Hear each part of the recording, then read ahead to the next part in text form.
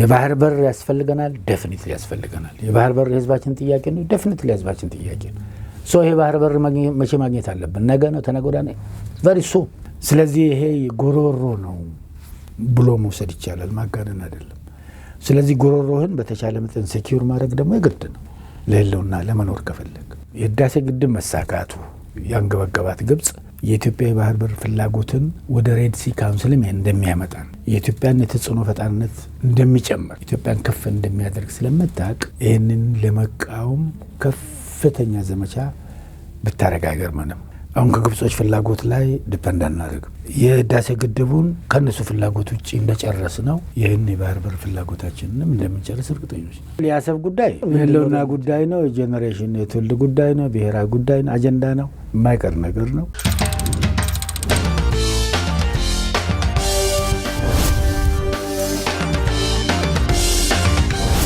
ሰላም ጤና ይስጥልን ውድ አድማጭ ተመልካቾቻችን፣ ይህ ማል ሚዲያ ጅማት ፕሮግራማችን ነው። በዛሬ ፕሮግራሜ ላይ አንድ ውድ እንግዳ ይዤላችሁ ቀርብ ያለው እኚህ እንግዳዬ በተለያዩ ሀገራት ማለትም በአፍሪካ፣ በአውሮፓና በሰሜን አሜሪካ የኢትዮጵያ ባለሙሉ ስልጣን አምባሳደር በመሆን ያገለገሉና በውጭ ጉዳይ ሚኒስቴርነት ለረጅም ዘመናት ኢትዮጵያን የመሩ እንዲሁም በኢትዮጵያ የመጀመሪያ የውጭ ጉዳይ ቃል አቀባይ በመሆን ያገለገሉ ናቸው። ከካናዳ እስከ ግብጽ ዲፕሎማት በመሆን ሀገራቸውን አገልግለዋል። በአሁኑ ሰዓት በሕዝብ ተወካዮች ምክር ቤት የውጭ ግንኙነትና የሰላም ቋሚ ኮሚቴ አባል እንዲሁም የኢትዮጵያ የአውሮፓ ህብረትና የምዕራብ አውሮፓ ሀገሮች የፓርላማ ወዳጅነት ቡድን ሰብሳቢ በመሆን እየሰሩ የሚገኙት አምባሳደር ዲና ሙፍቲ ናቸው። ከእሳቸው ጋር ጥሩ ቆይታ እናደርጋለን ብለን እናስባለን። ከእሳቸው ጋር በሚኖረን ቆይታ የምትማሩበት የምታተርፉበትና ስለ ሀገር የምታውቁበትን መረጃ የምታገኙበት ይሆናል። ከፕሮግራማችን ጋር እስከ መጨረሻው እንዲቆዩ በአክብሮት እየጠየቅኩኝ ወደ ፕሮግራሙ ወስዳችኋለሁ። እንግዲህ እንኳን በሰላም መጡ ወደ ስቱዲዮአችን። እንኳን በሰላም ቆያችሁን። ስለጋበዛችሁኝ አመሰግናለሁ። እኛም ጥሪያችንን አክብረው ስቱዲዮ ድረስ ስለመጡ ከልብ እናመሰግናለን። እንግዲህ በሀገራዊ ጉዳዮች ላይ እየተወያየን የተወሰነ ቆይታ እናደርጋለን። ወደ መጀመሪያው ጥያቄ ልለፍና እርስዎ እንግዲህ በኢህአዴግ ወቅት ሀገሮትን በተለያዩ ሙያው ላይ ሲያገለግሉ ቆይተዋል። ከውጭ ጉዳይ ሚኒስቴርነት እስከ አምባሳደርነትም አገልግለዋል። በለውጡ መንግስትም ደግሞ የውጭ ጉዳይ ቃል አቀባይ በመሆን እንዲሁም በተለያዩ ዘርፎች እያገለገሉ ይገኛሉና ለውጡን እንዴት ያዩታል? ለውጡስ በትክክለኛው መንገድ ላይ ነው ብሎ ያስባሉ? ቤዚካሊ ለውጥ እንግዲህ የተለያዩ አስፔክቶች አሉት። እንግዲህ በሀገራችን ውስጥ የተጀመረው ለውጥ ከዚህ በፊት ከነበሩት ለውጦች በተለያዩ ዘመናት ከሚስተጋቡት ለውጦች የሚለይባቸው ባህሪያት አሉት። እንደምናውቀው መንግስታት እዚህ ሀገር በኃይል ነው የሚቀያየሩት፣ በአብዮት ማለት ነው። ከቅርብ ጊዜ ብንጀምር የንጉሱ ስርዓት በወታደራዊ መንግስት መፈንቅለ መንግስት ነው የተገለበጠው። እንደገና ወታደራዊ መንግስት ደግሞ አሁንም በአብዮት ነው የሄደው። ይሄኛው የአሁኑ ለውጥ ለየት የሚያደርገው ሰላማዊ መሆኑ ነው። አብዮት የለበትም፣ ቫይለንስ የለበትም፣ ሰላማዊ በሆነ መንገድ ነው። ይህን አመላካች የሚሆነው የነበሩት ጠቅላይ ሚኒስትር ክቡር ጠቅላይ ሚኒስትር ኃይለ ማርያም ለአሁኑ ጠቅላይ ሚኒስትራችን ለክቡር ዶክተር አብይ አህመድ ሰላማዊ በሆነ መንገድ በፓርላማ መድረክ ስልጣን ሲያስተላልፉ የታየበት ሁኔታ ነው የነበረው። ከዛም ወዲህ ይህ ለውጡ ሁለገብ ነው የነበረው። ፖለቲካዊ ነው፣ ኢኮኖሚያዊ ነው፣ ማህበራዊ ነው። ከዚህ ቀደም ጠቦ የነበረው የፖለቲካ ምህዳር የሰፋበት ሁኔታ ነው ያለው። በርካታ ኃይሎች፣ የፖለቲካ ኃይሎች፣ ግለሰቦች ከውጭም ከውስጥም በተለይ ከውጭ ወደ ሀገር ቤት የተመለሱበትና በዚህ ምህዳር ላይ መሳተፍ የጀመሩበት ሁኔታ ነው ያለው። በመንግስት ምስረታም ውስጥ ከተቃዋሚ ጎራ ወይም ተፋላሚ የሚሉታል ይባላል አሁን የተወሰኑ ሰዎች በመንግስት በስልጣን በካቢኔ ሚኒስትርነት ጭምር የተቀመጡበት ሁኔታ ነው ያለው። የኢኮኖሚ ለውጡም ማክሮ ኢኮኖሚክ ሪፎርሙ በጣም ሰፊ አስፔክት ነው ያለው። ዓለም አቀፍ ነባራዊ ሁኔታን ማዕከል ያደረገ የሀገሩን ተጨባጭ ሁኔታ ከግምት ያስገባ ለውጥ ነው ማለት ነው። ለውጡ ሰፊ ነው። ውጤቶቹ ደግሞ እንግዲህ በሂደት እየታዩ የመጡበት ሁኔታ ነው ያለው። የፖለቲካ ምህዳር ስፋቱ ያመጣው ነገር አለ። ቀደም ሲል ደግሞ በአንዳንድ ጎረቤት ሀገሮች ጋር የነበረው ልዩነት ሰላማዊ በሆነ መንገድ የተፈታበት ሁኔታ ነው ያለው። ለምሳሌ ኤርትራን መጥቀስ ይቻላል። በኢኮኖሚ ሪፎርም ደግሞ በግብርናው መስክ የተለያዩ ፕሮጀክቶች የተዘረጉበት ሁኔታ ነው ያለው። ለምሳሌ ሌማት ትሩፋት፣ የስንዴ ምርት የመሳሰሉት ነገሮች ማለት ነው። ሪፎርሞች ደግሞ በመንግስት አሰራርም ላይ እንደዚሁ የተደረጉበትና ተቋማት ሪፎርም የተደረጉበት ሁኔታ ነው ያለው። የመንግስት ስራ ሪፎርም የተደረገበት፣ አገልግሎትን የማሰልጠን የማዘመን፣ ተደራሽ ማድረግ የማስፋት ስራዎች ብዛት የተስተዋሉበት ሁኔታ ነው ያለው ሪፎርሙ ማለት ነው። ሌሎች ነገሮችን ማንሳት ይቻላል። በሪፎርሙ ሂደት እንደ ግሪን ሌጋሲ አይነት ለምሳሌ የአየር ንብረት ዝበትን ተግዳሮትን ለመከላከል ዓለም አቀፍ እውቅናን ያገኘ ምናልባትም በዚህ በሚቀጥለው ዓመት እዚህ በምናስተናግደው የአየር ንብረት ለውጥ ክላይሜት ኮፕ 32 ሁሉ ምክንያት የሆነው የዚህ ግሪን ሌጋሲውም አለ። እሱም በጣም ትልቅ ውጤት የተስተዋለበት ሁኔታ ነው ያለው። ለመጀመሪያ ጊዜ ነጻ አንጻራዊ ነጻነትና ታማኝነት ያለው ምርጫ የተካሄደበት ሂደት ነው የነበረው። ብቻ በአጠቃላይ ሲታይ በሪፎርም ሂደት ሀገሪቷ እየገፋች ያለችበት ሁኔታ ነው። በዲፕሎማሲው መስክ እንደዚሁም ግንኙነቶች አድማስ የሰፉበትና ከሌላው ዓለም ጋር ያለን ግንኙነት ከብሔራዊ ጥቅምን ማዕከል ባደረገ ሁኔታ ፕራግማቲክ በሆነ መንፈስ ተመርቶ እየተገበረ ያለበት ሁኔታ ነው ማለት ይቻላል። በአጠቃላይ እንደ መንግስት ባለስልጣን ሳይሆን እንደ አንድ ኢትዮጵያዊ ኤርትራ ሀገር የሆነችበትን መንገድ እንዴት ይገመግሙታል?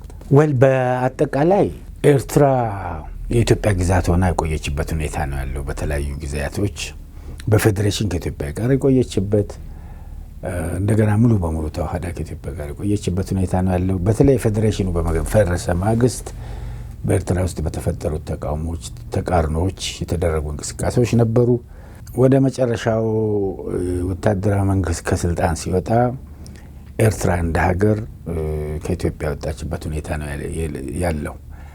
አሁን በሂደት ስናስተውለውም ስናየው ያ ሂደት ግልጽነቱ፣ ተአማንነቱ፣ ህጋዊነቱ ጥያቄ ላይ የወደቀበት ሁኔታ ነው ያለው። ክቡር ጠቅላይ ሚኒስትር ዶክተር አብይ አንድ ፓርላማ ላይ እንደገለጹት በምን ሂደት በምን ህጋዊ መስፈርት ኤርትራ ከኢትዮጵያ እንደወጣች በተጨባጭ እንኳን ምንም ዶሴ በቤተ መንግስት አካባቢ እንደሌለ እንዳልተገኘ ነው።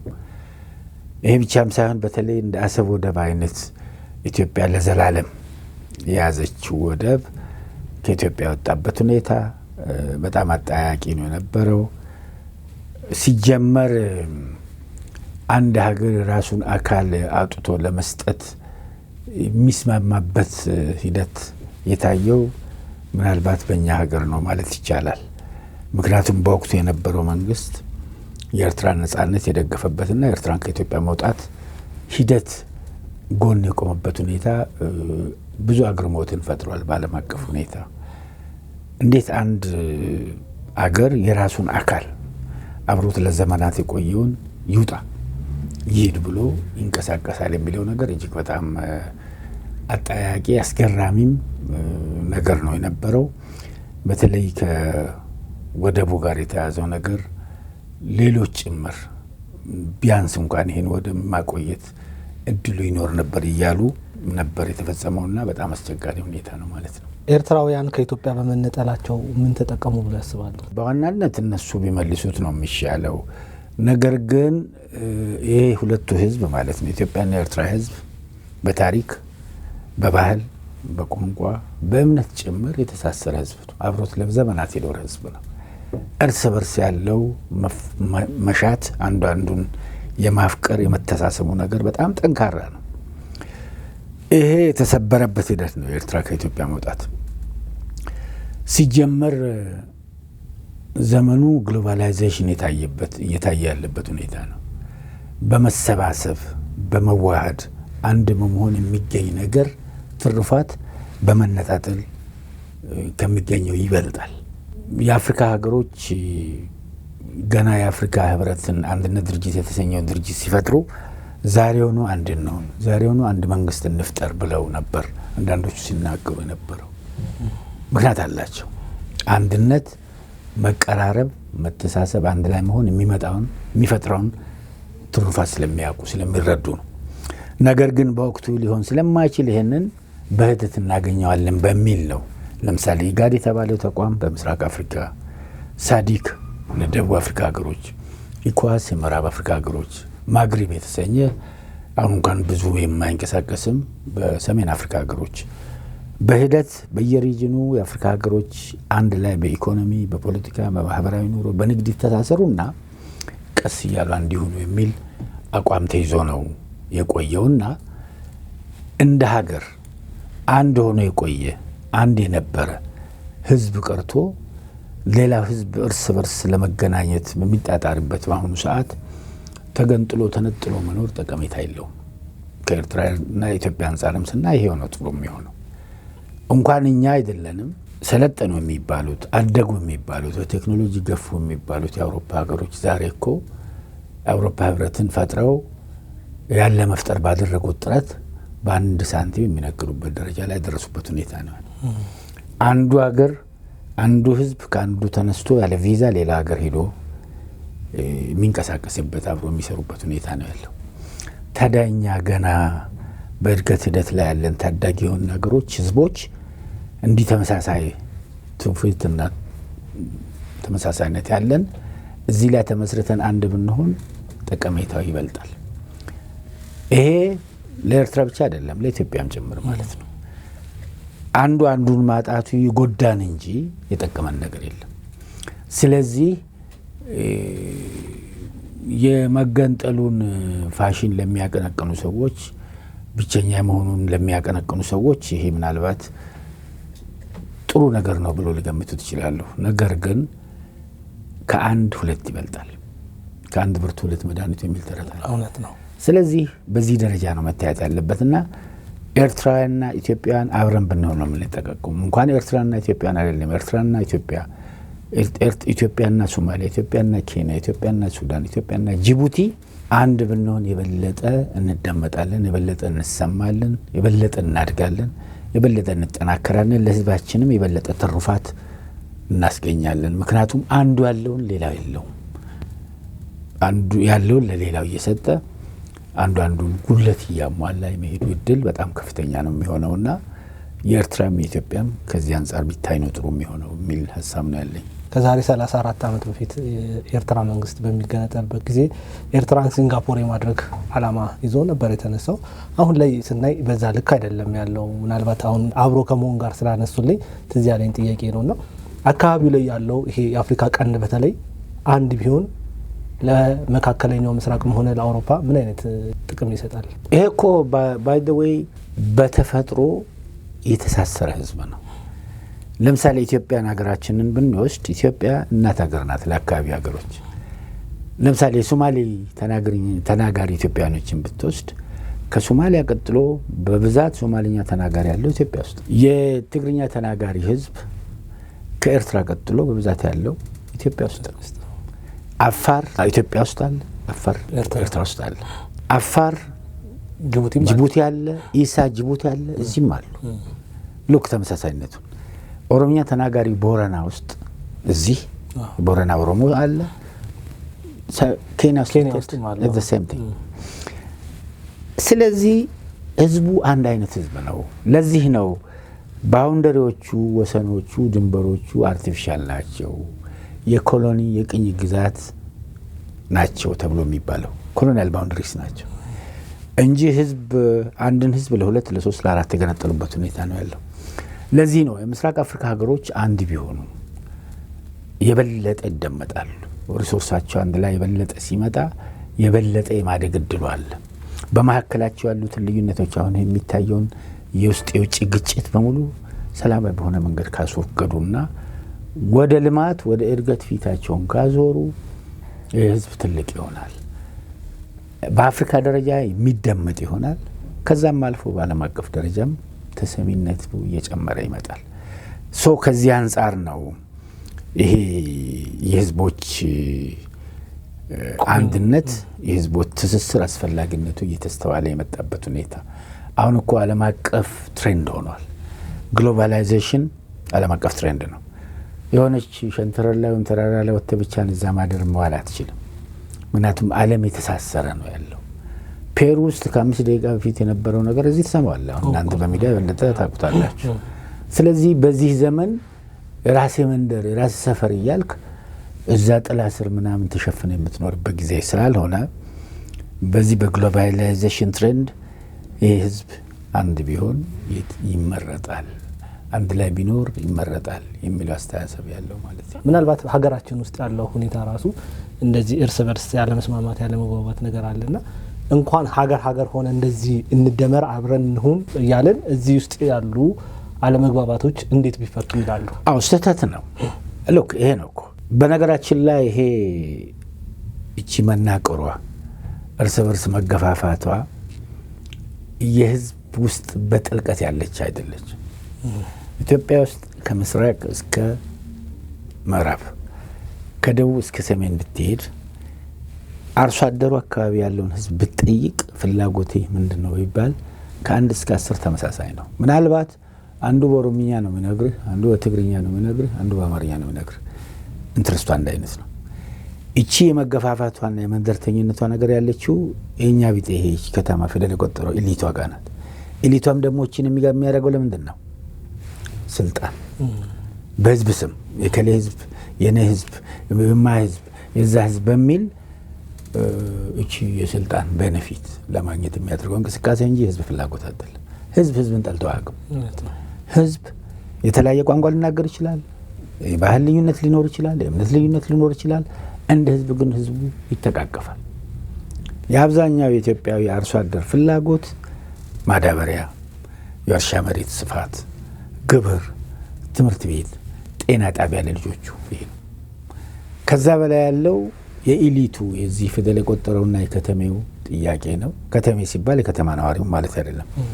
ይሄ ሰለጠንኩ አወቅኩ የሚለው ኢሊቲስት ይሄ ነው እኛም ችግርና ይሄ መጥፋት አለበት ነው። ይሄ ህዝቡን የሚወክል አይደለም። ህዝቡ ተደጋግፎ ነው አብሮ መጠቃቀም የሚችለው። ግብርና ኢንዱስትሪን መደገፍ አለበት። ኢንዱስትሪው ሌላውን ሴክተር እየደገፈ ጤናን መደገፍ አለበት፣ ትምህርትን መደገፍ አለበት። ተደጋግፎ እነዚህ ሴክተሮች በሙሉ የሚያድጉት በትብብር ብቻ ነው መሆን የሚችለው። ይሄ ደግሞ በየአካባቢ ባለው ህዝብ መሀል ባለው ስምምነት ነው። ስለዚህ እንዳልከው እዚህም በውስጥ የሚታየው ትሬንድ መቅረት አለበት። ትልቁ ጥያቄ የልማት ጥያቄ ነው። ከድህነት የመውጣት ጥያቄ ነው። ከኋላ ቀርነት የመውጣት ጥያቄ ነው። ድንቁርናን የማስወገድ ጥያቄ ነው። እዛ ላይ ከተተኮረና እዛ ላይ ብርቱ ስራ ከተሰራ ይሄ የአይደንቲቲ ችግር የአይደንቲቲ ላይ ተመስርቶ የሚደረገው እዚህ ሚዛን ማግሮምና መገፋፋቱ ነገር እየቀረ ይሄዳል። ሪሶርስ ላይ በእርግጥ ልዩነቶች፣ ግጭቶች ሊኖሩ ይችላሉ። ይሄም ሪሶርስ የማብቃት ነው። ለምሳሌ አርብቶ አደር ከሆነ በሚያረባቸው ከብቶች ስምሪት በመሬት ላይ በግጦሽ መሬት ላይ ሊጋጭ ይችላል።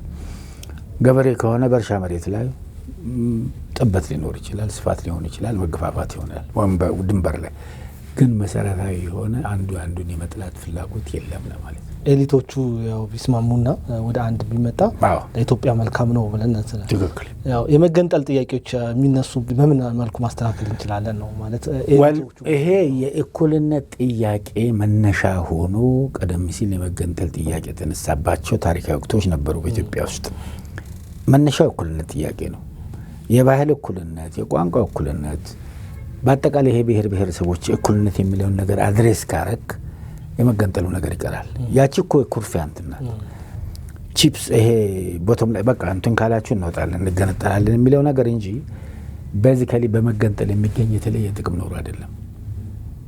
ማነስ ካልሆነ በስተቀር ምን የሚፈጥረው ነገር የለም። ስለዚህ የህዝቦችን እኩልነት አድሬስ ካረክ ህዝቦችን እኩልነት ኮንስቲቱሽናሊ ሊጋሊ ኢንስቲቱሽናሊ አድሬስ ካረክና ይሄ እኩልነት ከተረጋገጠ ለመገንጠል ወዲህ ወዲያ የሚባልበት ምክንያትም አይኖርም። ይሄም ፋሽኑ እያለፈበት ይሄዳል። አሁን በዓለም ላይ መገንጠል እንቅስቃሴ የሚያደርጉ ተቋማት እኮ የሉም። አይሬ ነበረ እንግሊዝ ሀገር፣ አሁን የለም። በዚህ ከላይ አድሬስ ተደርጓል አብዛኞቹ እንትኖች። እንደው አብዛኛው ኤርትራውያን ከዚህ ከመገንጠል ጋር አንስተው የነጻነት ቀናቸውን ብዙም እንደማይወዱት ይነገራል። እርሶም በዚህ ሁኔታ ላይ አንድ ነገሮችን ሲናገሩ ሰምቻለሁ። በዚህ ከሌ ይሄ ዝም ብለው ለማኩረፍ ምክንያት ለመፍጠርና ለመቆጣት ምክንያት መፍጠር ነው። እኔ ኤርትራውያንን ማያቸው እንደ ወገኖቼ ነው። ማከብረው ህዝብ ነው፣ የሚወደው ህዝብ ነው፣ ኢንዱስትሪስ ህዝብ ነው። ከኤርትራውያን ጋር አብረን ብንኖር ብንደጋገፍ የበለጠ ተሰሚነት ይኖረናል፣ እናድጋለን ከሚለው ስሜት በመመንጨት ያልኩት እንጂ ኤርትራን ጠቅልለን እንያዝ፣ ኤርትራን ኪስ እናስገባ፣ ኤርትራ ነጻነት አስፈልጋት የሚለው አይደለም። ሲጀመር የኤርትራ ህዝብ ነጻነት ከፈለገ መብቱ ነው፣ ማንም የሚከለክለው የለም። ይህን ከዛ አንጻር ነው ማየት የሚያስፈልገው እና ይሄ ዝም ብለው የቆየም አንደ ያረጀም ብዙም አውጥተው አወርደው ዛሬ አዲስ ነው የሰማሁት። የዛሬ 6 ዓመት 7 ዓመት ኬንያ ያለው የተባለውን ነገር ነው። ብዙም ርባና ያለው ነገር አይደለም። እንደ ማህበረሰብ ግን መለያየታችን አይቆጭም? ይሄንን ሁላችንንም ይቆጫል፣ እኛንም ዴፊኒትሊ ኤርትራውያንንም ይቆጫል። እኔ እኮ ብዙ ወዳጆች አሉ ኤርትራን በግል ማቃቸው። ዴፊኒትሊ ምንድን ነው የለያየን ምን ሰይጣን መጥተው ነው የሚሉ ብዙ ናቸው። ያንን ልዩነት ያንን መለያየት ያንን መገነጣጠል የማይፈልጉ እንዳሉ አውቃለሁ። ስለዚህ ይሄ ሁላችንም ሊቆጭ ይገባል። ይሄ የነሱ ስህተት ብቻ አይደለም፣ በአጠቃላይ እዚህም ስርዓቱ የፈጠረው ስህተት ነው። በወቅቱ ይሄ ነገር አድሬስ ተደርጎ ቢሆን ኖሮ ተነጋግረን ቢሆን ኖሮ በሰለጠነ መንገድ ልዩነቶችን ፈተን ቢሆን ኖሮ እዛ ላንደርስ እንችል ይሆናል። ያ ባለመሆኑ የተፈጠረው ስህተት በመሆኑ እንደዛ አይነት ስህተት ሁላችንም ይቆጫል። ከስህተቱም በላይ ደግሞ መለያየታችን ስህተቱ የፈጠረው ውጤት ያስቆጫል ማለት ነው። ሀገርን ሲመሩ የነበሩት ጠቅላይ ሚኒስትር መለስ ዜናዊ በወቅቱ ይህንን ውሳኔ ሲወስኑ ኤርትራን ከኢትዮጵያ ነጥለዋታል። አሁንም ህወሓት አካባቢ እንደዚህ አይነት እንቅስቃሴ አለ በዛ ድርጅት ማለት ነው። ነገ ከነገ ወዲያ መቆጨት ውስጥ እንዳንገባ ምን ማለት ይፈልጋሉ? መነጋገር ነው አሁን ዘመኑ ያመጣው ተገቢም የሚሆነው የሚያዋጣውም። ከዚህ ቀደም በስህተት ያለፍነው አንድ ሂደት ልዩነቶችን ሰላማዊ በሆነ መንገድ የመፍታት ባህላችን ዝቅተኛ መሆኑ። ባህሎች አሉ፣ በሎካል ደረጃ ሽምግልናዎች አሉ። ይህን አዳብረነው በፖለቲካው መስክ አልተጠቀምንበትም። ለዚህ አሁን ጥሩ ነገሮች የተጀመሩ ነገሮች አሉ። ለምሳሌ እዚህ የዲያሎግ ኮሚሽን የሚባለው ይሄ የጀመረው ነገር አለ። ለዘመናት በህዝባችን መካከል የተፈጠረው ልዩነት ህዝባችንን ሲያጋጭ የኖረን ነገር ከስር ከመሰረቱ ለይተን እናውጣና እንነጋገርበት የሚል ነገር አሁን ተጀምሯል። ኦልሬዲ የዲያሎግ ኮሚሽኑ የዞረ ሀሳብ ሲሰበሰብ ቆየበት ሁኔታ እንዳለ ታውቃላችሁ። ምንድን ነው ሪሊ ኢትዮጵያን ለዘመናት ለግጭት የዳረጋት ነገር ምንድን ነው? ፖለቲካዊ መሰረቱ ምንድን ነው? ኢኮኖሚያዊ መሰረቱ ምንድን ነው? ማህበራዊ መሰረቱ ምንድን ነው? ወታደራዊ መሰረቱ ምንድን ነው? ወዘተርፈ በሚል ኦልሬዲ ይሄ ነገር ወጥቶ በደንብ ለህዝብ ፍላጎት፣ ለህዝብ ስሜት፣ ለህዝብ ፍርድ የሚቀርብበት ሂደት የተጀመረበት እንትን አለ። እሱ ተስፋ የሚጣልበት ነው። ሌላው የመንግስትን ፖሊሲ በሰላማዊ መንገድ እንነጋገር ነው። ሁሉም ነገር ሰላማዊ በሆነ መንገድ እንፍታ ነው። በዘራፍ ማይንድ ሴት፣ በእናሸንፋለን ማይንድ ሴት፣ በይወድማል አይወድምም ይለመልማል ማይንድ ሴት የትም አንደርስም ነው። እሱም ከዛም ኦልሬዲ እየወጣን ይህን ያለንበት ሁኔታ ነው ያለው። ሙሉ በሙሉ ላንወጣ እንችላለን። በግለሰብ ደረጃ በአንዳንድ ህብረተሰብ አካባቢ የወታደራዊ ስሜት አለ። ነገር ግን አሁን ከዛ ስሜት ወጥተን ለድርድር፣ ለንግግር፣ ለውይይት ራሳችንን በራችንን ክፍት አድርገን በዛ ደረጃ ልዩነቶችን መፍታት መቻል አለብን። እዚህ ያለውን እኮ አይደለም ጫካ የገባውን ኦልሬዲ ግቡና ኑ እንነጋገር፣ ኑ እንዋይ፣ ኑ ልዩነታችንን ሰላም በሆነ መንገድ እንፍታ እየተባለ ነው ያለው። ይህን እያልክ ባለበት ሰዓት ከሁሉም ድርጅት ጋር ኢንክሉዲንግ የጠቀስከውን ድርጅት ይጨምራል ሰላማዊ በሆነ መንገድ ያለውን ልዩነት ለመፍታት ጥረት ማድረግ ነው። በህዳሴው ግድብ ወቅት አንድ ንግግር ተናግረው ነበረ። እዚህ ጋር ቆመን አሰብ ወይም ቀይ ባህር ይታያል የሚልና በሌላ ጊዜ ደግሞ 4 ኪሎ ፓርላማ ግቢ ውስጥ ይመስለኛል ሆነው ምናልባት ፈጣሪ ቢፈቅድ የሚቀጥለው ዓመትን ገና በቀይ ባህር ላይ ወይም በአሰብ ላይ እናከብራለን የሚል ንግግር ተናግረዋል። ምናልባት ከዚህ ጉዳይ አንጻር እርሶም ዲፕሎማት እንደመሆኑ ምን አይነት ስራ እየተሰራ ነው? ሀያላን ሀገራትን ከማሳመን አንጻር ምን ያህል ርቀት ተጉዘናል? አንድ ትልቅ ጉዳይ በሀሳብ ነው የሚጀመረው፣ ይጠነሰሳል፣ ከዛ በኋላ ይቀመራል፣ እቅድ ይወጣለታል፣ ስትራቴጂ ታክቲክ ይቀመጥለትና ይተገበራል። ለምሳሌ ህዳሴ ግድብን የዛሬ 14 ዓመት በፊት በዚህ ደረጃ የአባይ ወንዝ ተገድቦ ለኢትዮጵያ አገልግሎት ይውላል ብሎ ያሰበ አልነበረም። ተጠነሰሰ። ሲጠነሰስ በፍጹም አይቻልም የሚል ነው። በርካታ ተካራዎች፣ በርካታ ተቃውሞዎች ነበሩ። በተለይም ይህም በግንባር ቀደምትነት የሚመራው ሀገር በዲፕሎማሲው መስክ ከፍተኛ ተግዳሮት ፈጥሮብን ነበር። ነገር ግን በህዝባችን ፍላጎት፣ በህዝባችን ስሜት፣ በህዝባችን ራዕይ ይሄ ነገር የተሳካበት ሁኔታ ነው ያለው። አንድ ትልቅ ብሔራዊ ፕሮጀክት ስለሆነ፣ ይሄ ደግሞ አንድ ትልቅ ብሔራዊ አጀንዳ ስለሆነ የባህር በር ፍላጎታችንም በፍትሃዊ በሆነ መንገድ፣ ህጋዊ ባልሆነ መንገድ፣ ግልጽ ባልሆነ መንገድ ያጣነውን የባህር በር ለዘመናት በታሪክ በህግ የነበረንን የባህር በር ያጣንበትን ነገር አሁን ለማግኘት ማለም ያስፈልጋል የሚል ነገር ነው ያለው። በአመራር ይሄ ነገር መጥቷል። ይሄ ሪፎርሙ አመራር ይሄንን ነገር ለመተግበር ሀሳብ አመንጭቶ ይህን ሀሳብ ወረድ ገቢራዊ ለማድረግ እየተንቀሳቀሰ ያለበት ሁኔታ ነው ያለው። ይህን ነገር ለማሳካት ጥረት ማድረግ ያስፈልጋል። አንድን ነገር እንዲህ አይነት ፕሮጀክት በምታቅድበት ሰዓት ፕሮጀክቱን ለማሳካት ያለህን ፍላጎት መግለጫ ነው። የባህር በር ያስፈልገናል፣ ዴፊኒትሊ ያስፈልገናል። የባህር በር የህዝባችን ጥያቄ ነው፣ ዴፊኒትሊ የህዝባችን ጥያቄ ነው። ሶ ይሄ ባህር በር መቼ ማግኘት አለብን? ነገ ነው፣ ተነገ ወዲያ ነው፣ ቨሪ ሱን በሚለው ሀሳብ ደረጃ ማስቀመጥና በዚህ ደረጃ ላይ መንቀሳቀስ፣ በድል ላይ መስራት ተገቢ ነው የሚሆነው። ይሄ ፕሮጀክሽን ነው፣ ይሄ ቪዥን ነው፣ ይሄ ስሜት ነው፣ ይሄ ፍላጎት ነው። ስሜት መግለጽ ደግሞ ተገቢ ነው የሚሆነው። በስሜት ዙሪያ ነው ሰዎች ተነሳስተው አንድ ውጤት የማይሆን ነገር የሚሰሩትና ከስሜት አንጻር የተባለ ነገር ነው፣ ተገቢም ነው ብዬ አስባለሁ። አሁንም የዛሬ ዓመት ይሁን የዛሬ 2 ዓመት ይህንን የትውልድ ጥያቄ ማሳካቱ ነገር ኦልሬዲ ውጤታማ ይሆናል ብዬ አስባለሁ። ቅድም እንዳልከው ደግሞ ይህንን ዲፕሎማቲክ ራሊ እየተደረገ ያለበት ሁኔታ ነው ያለው። ዲፕሎማቲክ ድጋፍ ለማግኘት ጥረቱ እየተደረጉ ያለበት ሁኔታ፣ ጥሩ ውጤቶች እየታዩ ያለበት ሁኔታ ነው። ተሰሚነት ያላቸው አንዳንድ ወገኖች ይህን ነገር እየደገፉበት ሁኔታ ነው። ቅርብ እንኳን ወር ባልሆነ ጊዜ ውስጥ የተባበሩት መንግስታት ድርጅት ዋና ጸሐፊ እዚህ በነበሩበት ሰዓት ይህን ስሜታቸውን የገለጹበት ነው። የትላልቅ አገሮች መሪዎችም ጭምር የኢትዮጵያን የባህር በር ፍላጎት አዎንታዊ ጀስቸር የሰጡበት ሁኔታ ስላለ አይ ቲንክ በዚህ ዙሪያ መንቀሳቀስ፣ በዚህ ዙሪያ ስራ መስራት፣ ስሜት መግለጽ ተገቢ ስለሆነ ነው ይሄን ያልኩትና አሁንም ትክክል ነው ብዬ እርግጠኛ መሆን እንችላለን፣ እናገኛለን። ይሄ ፖለቲካ ነው። በእጅ ያለውን ነገር ነው የዛሬ ወር፣ የዛሬ 2 ወር፣ የዛሬ 3 ወር የምትለው ይሄ በእጅ ያለ ነገር አይደለም። በድርድር ከሌላ ሶስተኛ ወገን ጋር ነው የምታደርገው። የሶስተኛ ወገን ፍላጎት፣ የሶስተኛ ወገን እንቅስቃሴ፣ የሶስተኛ ወገን ምላሽ ወሳኝ ነው የሚሆነውና ስለዚህ በፖለቲካ ዓለም 2 እና 2 4 ሂሳብ ውስጥ ነው። ዲፕሎማሲስት 2 እና 2 4 አይደለም። 2 እና 2 3ም 2ም ምን ማለት ነው? እስቲ በደንብ ምን ማለት ነው? ናቹራል ሳይንስ ውስጥ 2 እና 2 4 ነው። 4 እና 4 8 ነው። በፖለቲካ ዓለም ፖለቲክስ አብስትራክት ነው። በዲፕሎማሲው ዓለም አብስትራክት ነው። ዲፕሎማሲ የምታደርገው ከሶስተኛ ወገን ጋር ነው። ከሶስተኛ ወገን ጋር የምታደርገው ድርድር፣ ውይይት በእጅ ያለ አይደለም። የሶስተኛው ወገን ፍላጎትም ይወስነዋል። ስለዚህ ባንተ ስፒድ፣ ባንተ ፔስ፣ ባንተ ፍላጎት ብቻ ሄድም ተደምሮ ነው ማለት ነው። ስለዚህ አንዳንዴ የምትሄደውን ፍጥነት ወደ ኋላ የምትመለስበት አለ። 2 ኪሎ ሜትር ወደፊት ሄደ 1 ኪሎ ሜትር ወደፊት ተመልሰ ወደፊት የምትሄድበት ዥዋዥዌ ነገሮችም አሉ ለማለት ነው። ስለዚህ ይህንን እንደ ኢንጂነሪንግ እዚህ ይሄ ግንብና ይሄ ግንብ አንድ ላይ ገጥመን የዛሬ ሳምንት ወይም ነገ እንጨርሳለን እንደምትለው አይነት አይደለም ለማለት ነው። እናገኛለን ብሎ ይሄ ዴፊኒትሊ ምክንያቱም ይሄ እኮ የለውና ጥያቄ ነው። ይሄ እኮ የብሔራዊ አጀንዳ ነው።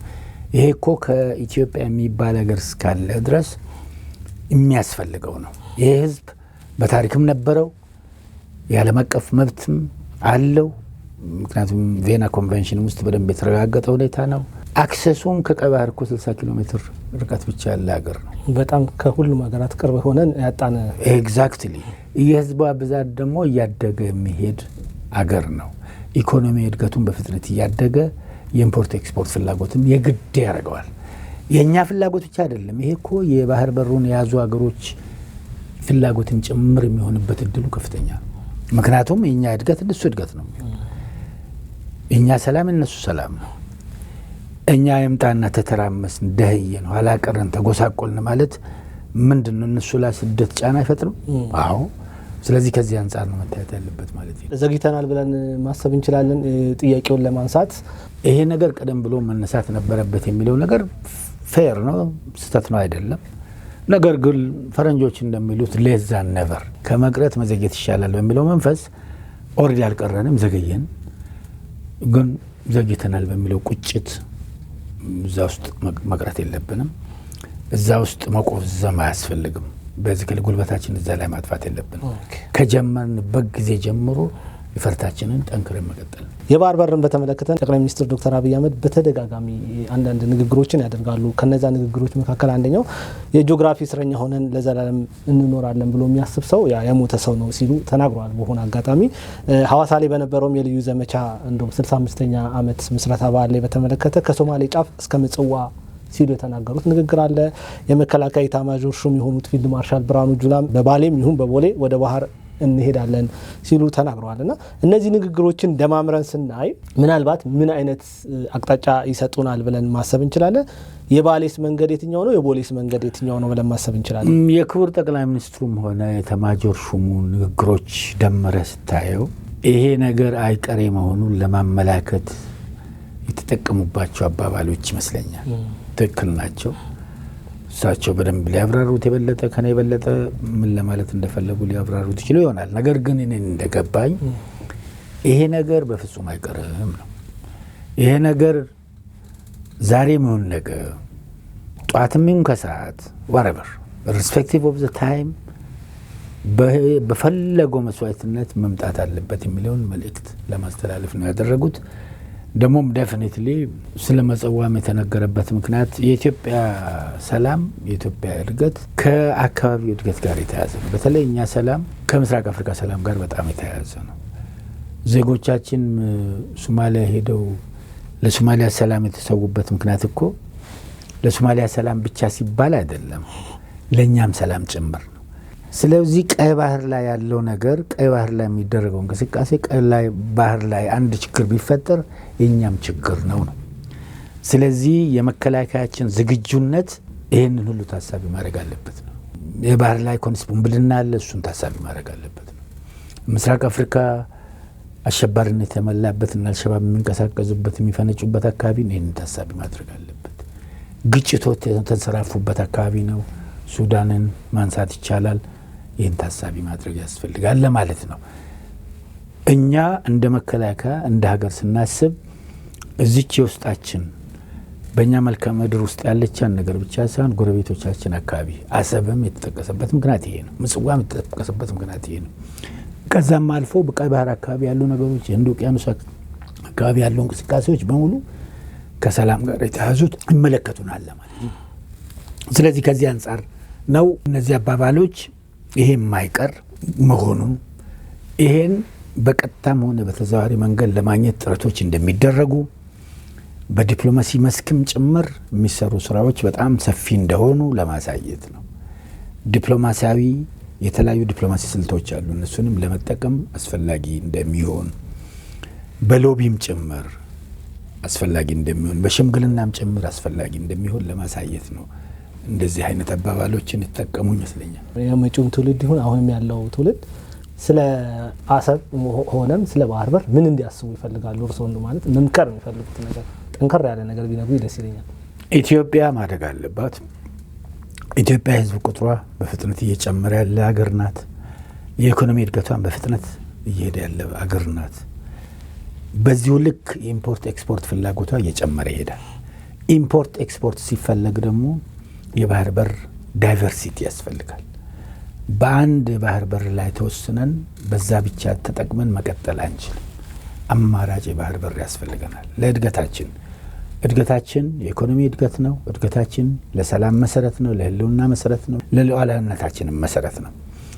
ቱሪዝምን ለማምጣት ኢንቨስትመንትን ለማምጣት እነዚህ አማራጮች በጣም ስለሚያስፈልጉ ይሄ ትውልድ ደግሞ ይህን አገር ለማስቀጠል ይህን አገር ጠንክሮ ወደፊት ለመሄድ የባህር በር አስፈላጊነትን ተገንዝቦ ይሄ ደግሞ ብሔራዊ አጀንዳ መሆኑ ይሄ አጀንዳ በእምነት በቋንቋ በጎሳ ወዘተ የምንለያይበት ሳይሆን በፖለቲካ የምንለያይበት ሳይሆን ኢትዮጵያዊ ብቻ በመሆን የምናራምደው እምነት ነው፣ ፍላጎት ነው፣ ፕሮጀክት ነው።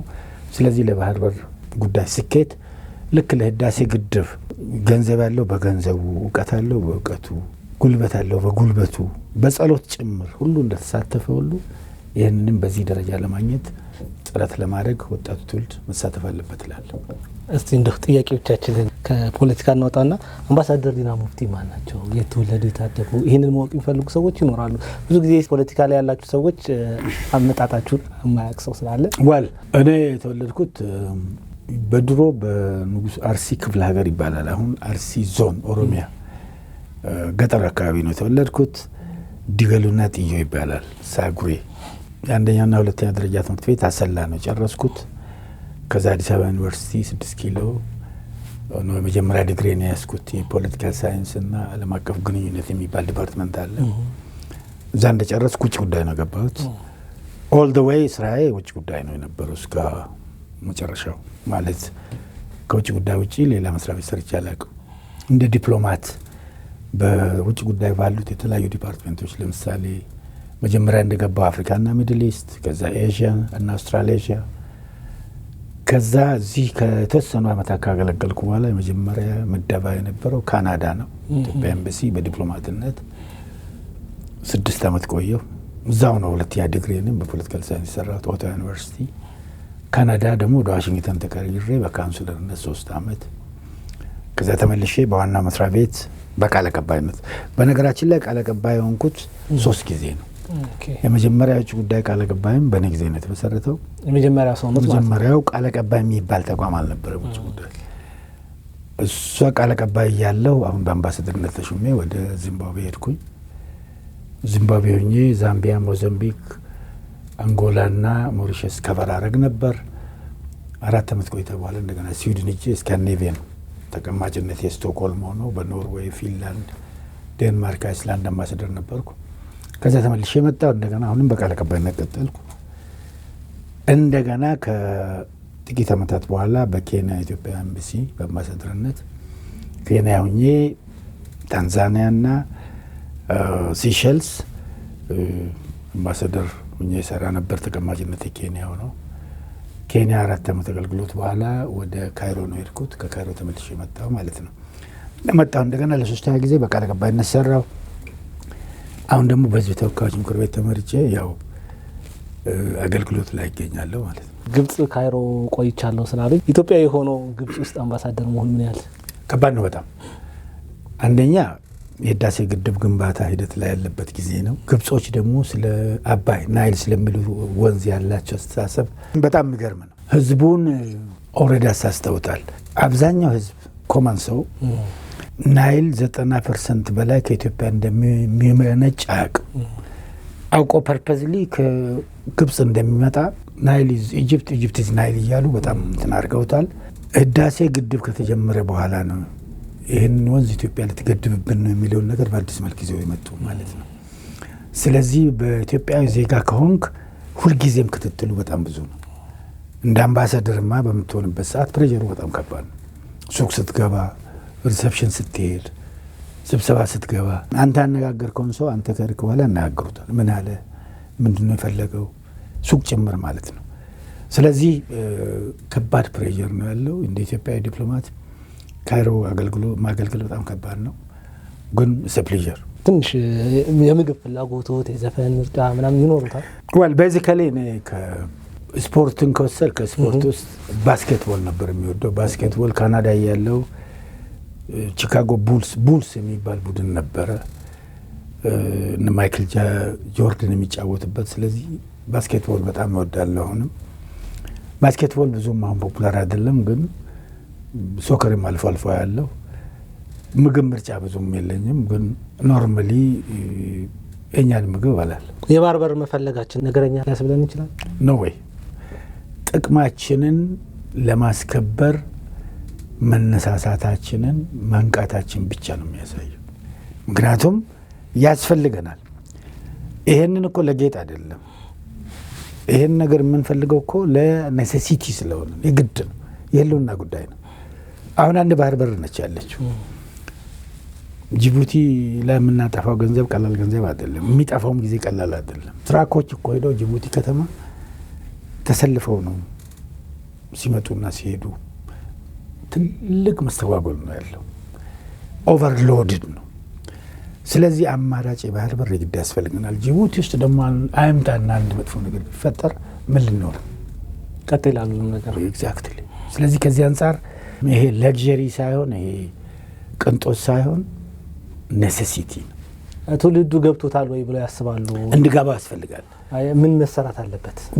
ይህንን ሚዲያ እንደናንተ አይነት ሚዲያዎች እንደዚህ አይነት መድረኮችን አዘጋጅታችሁ በጉዳዩ ላይ ኢንትረስት ያላቸውን ፍላጎት ያላቸውን እውቀት ያላቸው ወገኖች ማናገር ያስፈልጋል። የንግዱንም ማህበረሰብ ጭምር ማናገር ያስፈልጋል። ለምሳሌ ኢምፖርተር ኤክስፖርተሮችን ለምን አታነጋግሩ? እስቲ ጅቡቲ ስትመጡ ስትሄዱ በተለይ ምንድነው የሚገጥማችሁ እክል ምንድነው ያለው ውጣ ውረድ የሚለውን ነገር አትሌት ኢምፖርተር ኤክስፖርተሮች ለህብረተሰቡ ቢገልጹ በእርግጥም ይሄ ነገር ያስፈልገናል የሚለው ነገር በደንብ ፍንትው እያለ ይመጣል ማለት ነው። እንደው ሸቀጥ ላይ የተለያዩ አሁን ያሉ የኑሮ ውድነት ላይ የባህር በር ማጣታችን ኦር ደግሞ ለጅቡቲ የምንከፍለው ክፍያ በደንብ ተጽዕኖ አድርጓል ማለት ነው። ምንም ጥያቄ የለውም። የተያዘ ነው ኢኮኖሚ እንትን እኮ እና ዲሌያንስ አለ። አንዳንዴ ጅቡቲ ከተማ ውስጥ እኮ የኢትዮጵያ ትራክ ሰልፍ ስታየው በጣም ነው የሚገርም። ሾፌሮቹ ጭምር እዛው ነው የሚተኙት፣ እዛው ነው የሚያድሩት። በጣም ነው የሚያሳዝኑት። ከባድ ነው መንገዱ፣ ከባድ ነው። እንዳልኩት ነው እንደው አይምጣና እንደ የሆነ ችግር ቢፈጠር ሴኩሪቲ ችግር ቢፈጠር ኢማጂን ሊሆን የሚችለውን ነገር አሁን ዲሌያንሱ ከፈጠረው በላይ ምን ሊሆን እንደሚችል። ስለዚህ ይሄ ጎሮሮ ነው ብሎ መውሰድ ይቻላል፣ ማጋነን አይደለም። ስለዚህ ጎሮሮህን በተቻለ መጠን ሴኪዩር ማድረግ ደግሞ የግድ ነው ለህልውና ለመኖር ከፈለግ። ከዚህ በፊት ባልተለመደ መልኩ ታላላቅ ሀገራት ወደ ኢትዮጵያ ይመጣሉ መሪዎች ማለት ነው። በቅርቡ እንኳን ብንመለከት የቱርኩ ፕሬዚዳንት፣ የሳውዲ ውጭ ጉዳይ ሚኒስትር፣ የእስራኤሉ ፕሬዚዳንት እንዲሁም የጣሊያኑ ጠቅላይ ሚኒስትር ብቻ ከፍተኛ ሀገራትን የሚመሩ ሰዎች ወደ ኢትዮጵያ እየመጡ ይገኛሉ። የኢትዮጵያ በዚህ ደረጃ ለመምጣታቸው ምክንያት ምንድን ነው ብለው ያስባሉ? የመሪዎች ጉብኝት የመሪዎች መመላለስ ትልቅ ትርጉም አለው። አንድ ሀገር መሪ ያለ ጉዳይ ያለ ምክንያት ከሀገሩ ተነስቶ አይወጣም፣ ሌላ ሀገር አይሄድም። ለሀገሩ ጥቅም የሚሆኑትን ነገሮችን ሲያስተውል ማለት ነው። የኢኮኖሚ ጥቅም ሊሆን ይችላል፣ የፖለቲካ ጥቅም ሊሆን ይችላል፣ ማህበራዊ ጥቅም ሊሆን ይችላል፣ ባህላዊ ጥቅም ወዘተርፈ። ስለዚህ ኢትዮጵያም ላይ ከቅርብ ጊዜ ወዲህ ያለው ነገር የአካባቢ ሀገሮችም ሆኑ ራቅ ያሉ ትላልቅ ሀገሮች ኢትዮጵያ ላይ ፎከስ የማድረግ ነገር አለ። አንድ ኢትዮጵያ በዚህ አካባቢ የምታደርጋቸው እንቅስቃሴዎች አሁን ቅድም የምናወራቸው በሪፎርም የተገኙ ውጤቶች የኢትዮጵያ አጠቃላይ ነባራዊ ሁኔታ አትራክቲቭ ሲሆን ይስባቸዋል ማለት ነው። ስለዚህ እዚህ በመጡበት ሰዓት ኢትዮጵያን ለመጥቀም ብቻ አይደለም ራሳቸውም ለመጠቀም ጭምር ነው። ምክንያቱም ዲፕሎማሲ ሰጥቶ መቀበል ነው። አፍተረውን ስለ ንግድ ከተዋዋሉ፣ ስለ ቱሪዝም ከተዋዋሉ፣ ስለ ኢንቨስትመንት ከተዋዋሉ የጋራ ጥቅም ነው የሚሆነውና ቤዚካሊ የኢትዮጵያን የዲፕሎማሲ ከፍታ ያሳያል ማለት ነው። የኢትዮጵያን ተፈላጊነት መጨመሩን ነው የሚያሳየው። በሪጅኑም ጉዳይ ኢትዮጵያ የምትመከር ከኢትዮጵያ ጋር መመካከር እንደሚያስፈልግ እዚህ ሪጅን አካባቢ ቀይ ባህር አለ፣ ኢንዲያን ኦሽን አለ፣ ባቤል መንደብ አለ፣ ስዊስ ካናል አለ። ከፍተኛ የንግድ ቀጠና ነው ያለው። የግጭት ቀጠናም ነው። መካከለኛ ምስራቅ የምናውቀው ነው። ስለዚህ እዚህ አካባቢ ያሉትን ችግሮች ለመፍታት የንግዱንም ሂደት ለማሳለጥ ሰላማዊ እንቅስቃሴ ለመፍጠር ኢትዮጵያን እንደ ተዋናይ ኢትዮጵያን እንደ አጋር አድርጎ የመጠቀም ነገር አለ። እዚህ አካባቢ የአክራሪነት አልሸባብ እንቅስቃሴ አለ። ይህንንም እንቅስቃሴ ለመግታት የኢትዮጵያ ወዳጅነት ከኢትዮጵያ ጋር አብሮ መስራት አስፈላጊ ነው የሚሆነው። ስለዚህ እነዚህ መሪዎች ያጠቀስካቸው የሚመጡት ለባይላተራል ጥቅም በዋናነት ቀጥሎም ደግሞ ለመልቲላተራል ጥቅም ጭምር ስለሆነ ይሄ ለኢትዮጵያ ሰየው የምንለውና የምንፈልገው ነው መሆንም ያለበት ነው። የኢትዮጵያን ደረጃ ከፍታ ነው የሚያሳየው ማለት ነው። እንደ ወደብ ሳናገኝ በዚህ ያክል አካባቢ ላይ ተጽዕኖ መፍጠር ከቻልን ወደብ ብናገኝ ምን አይነት ተጽዕኖ ልንፈጥር እንችላለን? ኢማጂን እንግዲህ የበለጠ ንግድ ሲሳለጥ፣ የበለጠ ኢንቨስትመንት ሲመጣ፣ የበለጠ ቱሪዝም ሲጨምር፣ የበለጠ የቴክኖሎጂ ዝውውር ሲያድግ አሁን ካለንበት ደረጃ የበለጠ ተሰሚነት ይኖረናል። ተፈላጊነታችንም እየጨመረ ይሄዳል። ለዚህም ነው እንግዲህ ይህንን ብሔራዊ ፕሮጀክት የወደብ ፕሮጀክት እናሳልጠው የምንለው። የግብፅን ስጋት እዚህ ላይ በእናነሳ ደስ ይለኛል። ወደብ ሳናገኝ በዚህ ያክል ታላላቅ ሀገራት ከኛ ጋር ለመስራት በጣም በከፍተኛ ሁኔታ እየተንቀሳቀሱ ነው። ወደብ ስናገኝ ደግሞ በቀጠናው ብቻ አይደለም በአፍሪካ ላይ ተጽዕኖ ማምጣት እንደምንችል ይታወቃል። ይሄ ታዲያ የግብፅ ትክክለኛ ስጋት አይሆንም ማለት እንችላለን ነው እንጂ በዋናነት ከህዳሴ ግድብ ጋር ከናይል ወንዝ ጋር በተያያዘ ከአባይ ወንዝ ጋር በተያያዘ ግብፅ ያላት ቁርሾ አለ። ቀደም ሲልም ኢትዮጵያ የባህር በር አካባቢ ሆና እያለች ከቀይ ባህር 60 ኪሎ ሜትር ርቀት ላይ እያለች የሬድ ሲ ካውንስል የሚባል ግብፅና ሌሎች ቀይ ባህር አዋሳኝ ሀገሮች ያሉበትን ማህበር አካባቢ ኢትዮጵያ ድርሽ እንዳትል ግብጾች ከፍተኛ ተጽዕኖ ሲያደርጉ ነበር። ከፍተኛ ክልከላ ሲያደርጉ ነበር። ከፍተኛ ዲፕሎማሲ እንቅስቃሴ ሲያደርጉ ነበር። ከሞላ ጎደል ተሳክቶላቸው እኛ ሬድ ሲ ካውንስል አባል ሳንሆን ቆይተናል። አሁን ደግሞ የህዳሴ ግድብ መሳካቱ ያንገበገባት ግብፅ የኢትዮጵያ የባህር በር ፍላጎትን ወደ ሬድ ሲ ካውንስልም እንደሚያመጣን የኢትዮጵያን የተጽዕኖ ፈጣሪነት እንደሚጨምር ኢትዮጵያን ከፍ እንደሚያደርግ ስለምታውቅ ይህንን ለመቃወም ከፍተኛ ዘመቻ ብታረግ አይገርመንም። ቅርብ ጊዜ የምናየው ነው። በጎረቤት ሀገሮች አካባቢ የግብፅ ልኡካኖች ባለስልጣናት የሚያንዣብቡት ለሽርሽር አይደለም፣ ለቱሪዝም አይደለም። እነዚህ ጎረቤት ሀገሮች በኢትዮጵያ ላይ ተጽዕኖ እንዲፈጥሩ ኢትዮጵያን በተጽዕኖ ስር ለመጣል በህዳሴ ግድቡ ያጡትን ነገር ደግሞ በዚህ በቀይ ባህር በባህር በር ላይ ለማሳካት የሚያደርጉት እንቅስቃሴ ነው ማለት ይቻላል። እንደው እዚህ ጎረቤት ሀገር ላይ የሚያንዣብቡትን ነገር ካነሳን ጅቡቲም ሶማሊያም ኤርትራ ላይም ብዙ ነገሮችን ሲያደርጉ ነበሩ ግብፃውያን ማለት ነው። ተሳክቶላቸዋል ማለት እንችላለን? ወል አልተሳካላቸው ልሳካላቸውም አይችልም። ምክንያቱም ከሶማሊያ ጋር ያደረጉት ነገር አንድ ጊዜ ይሄ ነገር እንደማይሆን ኦልሬዲ የሶማሊያ አመራርም እየተረዳ የመጣበት ሁኔታ ነው ያለው። ምክንያቱም የሶማሊያ መሪዎችም ወደዚህ የሚመጡበት አንዱ ምክንያት ይኸው ነው። ይህን አቋማቸውን ለማስረዳት ነው። እኛ እኮ እናንተን አንቃወምም ለማለት ነው። ከልባቸው ይሁን ኢንፋክት አንዳንዴ ደስ ስላቸው ወደ ካይሮ ይሄዳሉ፣ ግን ከዛ ሲመለሱ ደግሞ ኢትዮጵያን ላለማስቆጣት ወደዚህ የሚመጡበት ሁኔታ አለ። በሙሉ ልብ ከግብጾች ጋር የቆሙበት ሁኔታ የለም። ግብጾች በእጅ ጥምዘዛ በጣም ኃይለኞች ናቸው። ተጽዕኖ ለመፍጠር በርካታ ፕሬሸር ይጠቀማሉ፣ በርካታ እጆችን ይጠቀማሉ። ነገር ግን ለዚህ ለእጅ ጥምዘዛ ሙሉ በሙሉ አልተሳካላቸውም። እነዚህ ሀገሮች ደግሞ መሀል ላይ ተደብቆ የመቆም ተደብቆ ግብጽ መሄድ ተደብቆ እዚህ መምጣት ሁለቱም ጋር መማሳሰል እንጂ ሙሉ በሙሉ ለግብጽ እጅ የሰጡበት ሁኔታ የለም። ስለዚህ ግብጾችን በዚህ ደረጃ አልተሳካላቸው። የኢትዮጵያ መንግስት እዚህ ላይ በተደጋጋሚ የሚለው ነገር አለ፣ አብሮ ተማደግ ነው ሁልጊዜም የሚናገረው ከጎረቤት ሀገራት ጋር ማለት ነው። ግብጽ ግን ብዙ ጊዜ የራሷን ጥቅም ከማስጠበቅ አንጻር ነው ከነዚህ ጎረቤት ሀገሮች ጋር እየተንቀሳቀሰች ያለችው እና ለምንድን ነው የኢትዮጵያን ፕሮፐርሊ ስሜት መረዳት ያቃታቸው እነዚህ ጎረቤት ሀገሮች? ማለት ኢትዮጵያ ፍላጎቷ አብሮ ማደግ ስለሆነ ብዬ ነው። ወል በዋናነት መልሱ እነሱ ቢሰጡ ይሻላል። ግን የእጅ ጥምዘዛው አለ፣ የውጭ ፕሬሸሩ አለ። የቆየ ያረጀ ፈሊጥ መስታሰብም አለ። ለምሳሌ ሶማሊያን ብንወስድ ትራዲሽናሊ ኢትዮጵያ ሶማሊያን መውረር ትፈልጋለች፣ ሶማሊያን መውሰድ ትፈልጋለች በሚል ዚያድ ባሬ ከነበሩበት ጊዜ ጀምሮ ሶማሌ ኤሊቶች የተወሰኑ ኤሊቶች አካባቢ የተጸነሱ አስተሳሰቦች ኢትዮጵያ ሶማሊያን ማስ ትፈልጋለች፣ ኢትዮጵያ ሶማሊያን መውረር ትፈልጋለች፣ ሶማሊያን ማዳከም ትፈልጋለች። እነዛ ኤሊቶ ያ ነገር በዋናነት አይዲዮሎጂ እየደከመን ቢሄድ ያን የሚያራምዱ ኤሊቶች አሁንም አሉ። ያልጠፉ ማለት ነው። ይሄ ግሬተር ሶማሊያ ኮንሰፕት አለ። ይሄ ነገር አሁን ቅርብ ጊዜ ሶማሊላንድ ባወጀችው ነጻነት የፈረሰም ቢሆን ያ አስተሳሰብ ያላቸውና በዚህ አስተሳሰብ ኢትዮጵያ ላይ ጥርጣሬ ያላቸው አሉ ማለት ነው። እነዚህን ትጠቀማለች ግብጾች። እነዚህንም እጅ መጠምዘዝ ይመቻሉ ማለት ነው። ካይሮ ይመላለሳሉ።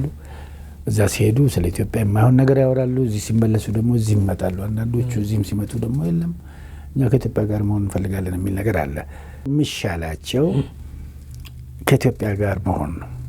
እንኳን እነሱ አይደለም ግብጽም የምትጠቀመው ለምሳሌ በህዳሴ ግድቡ ገና ሲጀመር ለግብጾች የነገርናቸው ነገሮች ነበሩ።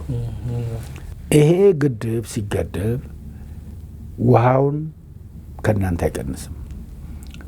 ውሃው ተገድቦ ተርባይኑን መጥቶ ኤሌክትሪሲቲ ጄኔሬት አድርጎ ወደ እናንተ እንዳለ ይመጣል። እንደውም ሬጉሌትድ የሆነ ውሃ ሬጉሌትድ ማለት ህዳሴ ግድብ ውስጥ ስላለን በደንቡ የሚያስፈልጋችሁ መጠን በየጊዜው ይመጣል። አስተማማኝ ውሃ ግድቡ ከመገደቡ ፊት ከነበረው የሚለውን ነገር ስለዚህ አብረን እንስራ የሚል ሀሳብ ቀርቦላቸው ነበር። እንደውም ኢትዮጵያ በችግኝና በግሪን ሌጋሲ ይሄ የናይል ወንዝ አካባቢ ምንጭ አካባቢ የምታደርጋቸው ነገሮች ጠቅላላ ውሃው ከምንጩ እንዳይደርቅ ለእናንተም ይጠቅማል ተባበሩ የሚል ሀሳብ ሁሉ አቅርበንላቸው ነበር። ይሄ ብቻም አይደለም። ኤሌክትሪሲቲ ጄኔሬት ስናደርግ ሰርፕለስ የሆነውን እናንተ ሪዝነብል በሆነ ዋጋ ትገዛላችሁ፣ ትጠቀማላችሁ። ለሱዳንም ይሄው ነበር የተነገረው። ሱዳን በየአመቱ በጎርፍ ትጠቃለች። ህዳሴ ግድቡ ከተገደበ ውሃው ሬጉሌት ስለሚደረግ ጎርፍ እንዳያጠቃችሁ ይጠቅሟቸዋል፣ ውሃውን መቆጣጠር እንችላለን በሚል ተነግሯቸው ነበር። የተቀሩትም የጎረቤት ሀገሮች ከህዳሴ ግድብ እንደሚጠቅሙ ኦልሬዲ አሁን ጅቡቲ አሁን 100 ሜጋዋት አካባቢ በየጊዜው ያገኛሉ ከኢትዮጵያ በቋምነት ማለት ነው። ወደ ኬንያም የመላክ እንትን አለ፣ ወደ ሶማሊያም የተቀሩትም አካባቢዎች። ስለዚህ አብሮ የመጠቀም ነገር የኢትዮጵያ ፍልስፍና ነው፣ የኢትዮጵያ ፍላጎት ነው። ይሄ ደግሞ ከኢትዮጵያ እድገት ጋር ይያያዛል። በባህር በሩም ምክንያት በባህር በር ማግኘትም አብሮ መጠቀም ነው የሚሆነው። የኢትዮጵያ ንግድ ተስፋፋ ማለት ለጎረቤት ሀገሮች ጠቀሜታ አለው፣ የባህር በሩንም ለያዙት ጭምር ማለት ነው። አሁን ደግሞ ኤፍሲቲ የሚሉት አለ፣ የአፍሪካ ነጻ የንግድ ቀጠና የተጀመረበት ሁኔታ አለ። የአፍሪካ ሀገሮች በነጻ አብሮ መነገድ አለባቸው። ይሄ ደግሞ የባህር በርን አስፈላጊነት ግልጽ ያደርገዋል። የባህር በርን መክፈትና የባህር በር ለሌላቸው ለኛዎቹ አይነት አቬሌብል ማድረግ ግዴታ ያለባቸው ዓለም አቀፍ ሕግም ይሄንን ያስገድዳቸዋል። ስለዚህ ይሄ እየተነገራቸው ነው። የማይሆን መሰረት የሌለው የቆየ ቁርሾ በግብጾቹ በኩል ደግሞ ሱፐርመሲ ናይለኛ ነው በሚል የኢትዮጵያን እድገት ከመጀመሪያው ጀምሮ በመቀናቀን የተፈጠረ ነገር እንጂ ቤዚካሊ ይሄ የጋራ ጥቅም እንደሆነ ከመጀመሪያው ሲነገራቸው ቆየው። ኦኬ ዘናሽናል ይዞት በወጣው መረጃ ላይ ግብጽ የኢትዮጵያን የባህር በር ፍላጎቶች ትደግፋለች የሚል እሳቤ አንስቷል።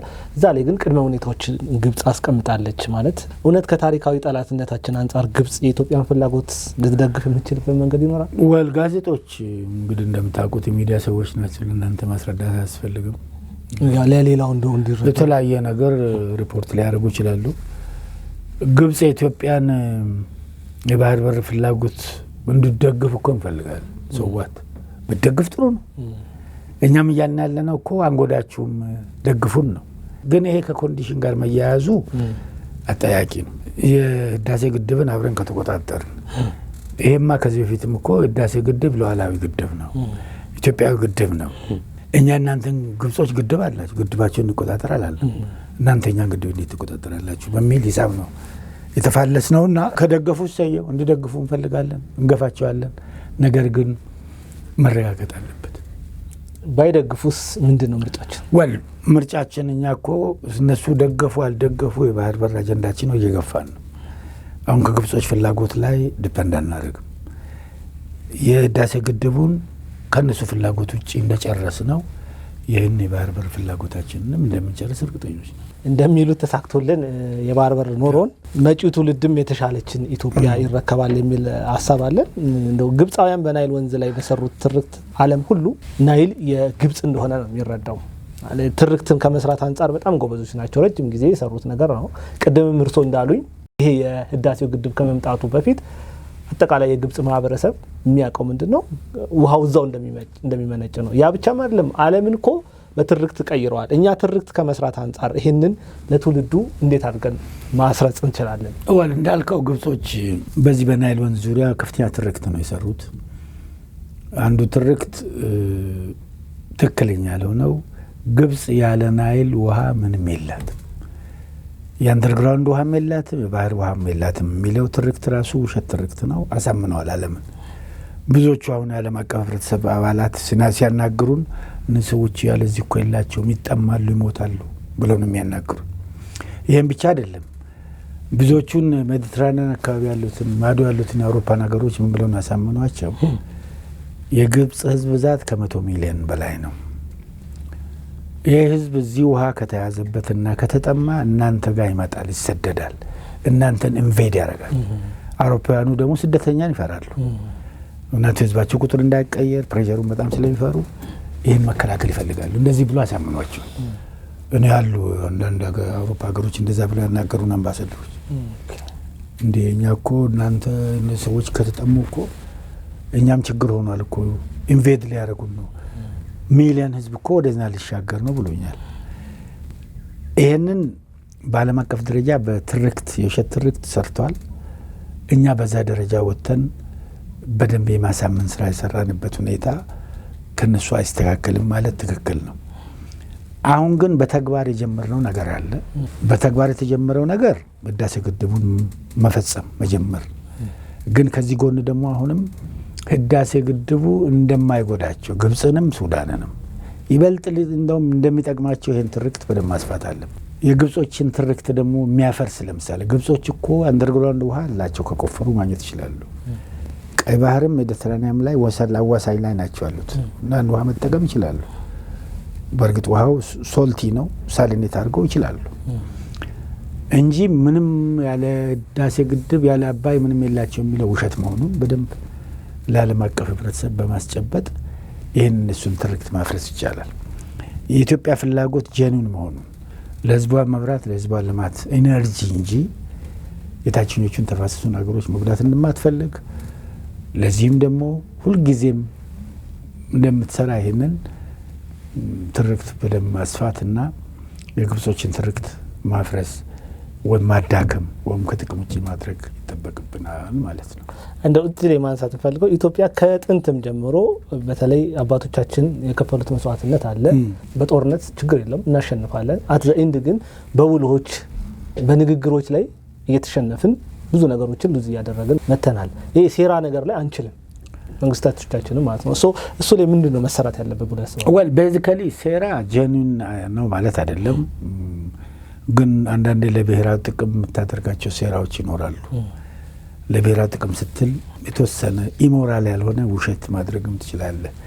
እንዳልከው በዚህ ደረጃ ሶፊስቲኬትድ የሆነ ስራ መሰራት አለበት የሚለው ትክክል ነው፣ ገንቢ ነው፣ ሀሳቡን ወስደዋለሁ። እኛ ዲፕሎማሲ በዛ ደረጃ መጠናከር አለበት። እኛ ዲፕሎማሲ ሰፋ ማለት አለበት። በዲፕሎማቶች በመንግስት ተቋማት ብቻ ከሚሰራው በላይ የእምነት ተቋማት፣ የዩኒቨርሲቲ ተቋማት፣ ትምህርት ተቋማት፣ ከፍተኛ ትምህርት ተቋማት፣ የሚዲያ ተቋማት፣ የታዋቂ ግለሰቦች፣ አርቲስቶች፣ ዜጎች ጭምር የሚሰሩት የፓብሊክ ዲፕሎማሲ ስራ መጠናከር አለበት። በዚህ ትርክታችንን ማፋፋት፣ ማስፋት፣ ማጠናከር እንችላለን። ግብጾችን ከደረሱበት ደረጃ መብለጥ እንችላለን የሚለውን ነገር ነው ማስበው። እንደው እርስዎ ዲፕሎማት እንደመሆነት መጠን አሁን በኢትዮጵያና በኤርትራ መካከል ያለውን የዲፕሎማሲ ሂደት እንዴት ይመለከታሉ? ሁለቱ ሀገራት ወደ ጦርነት የመግባት እድል አላቸው ብለው ያስባሉ? ዋለኔ ፐርሰናል ፍላጎት፣ የህዝባችንን ፍላጎት፣ የመንግስታችንን ፍላጎት ብዬ ማስበው ጦርነት አዋጭ እንዳልሆነ። ወደ ሰላም ድርድር የተከደው እኮ ጦርነት ስለማይፈለግ ነው። ልዩነቶችን ግን ሰላማዊ በሆነ መንገድ እንፍታ የሚለው ነገር አሁንም ጠረጴዛ ላይ ነው ያለው። ጦርነት አምራች አይደለም፣ ምርት አጥፊ ነው።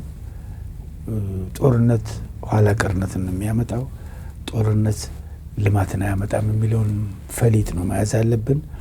ስለዚህ በተቻለ መጠን ወደ ጦርነት መግባት የለብንም ካልተገደድን በስተቀር የሚል ሀሳብ ነው ያለኝ።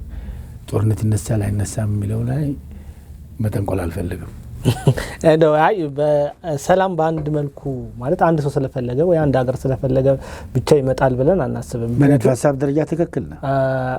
እኛ ደግሞ ፍላጎት አለን፣ በተለይ የአሰብ ጉዳይ ላይ ፍላጎት አለን። እነሱ ደግሞ ያንን ላይ ፖዚቲቭ አይደሉም።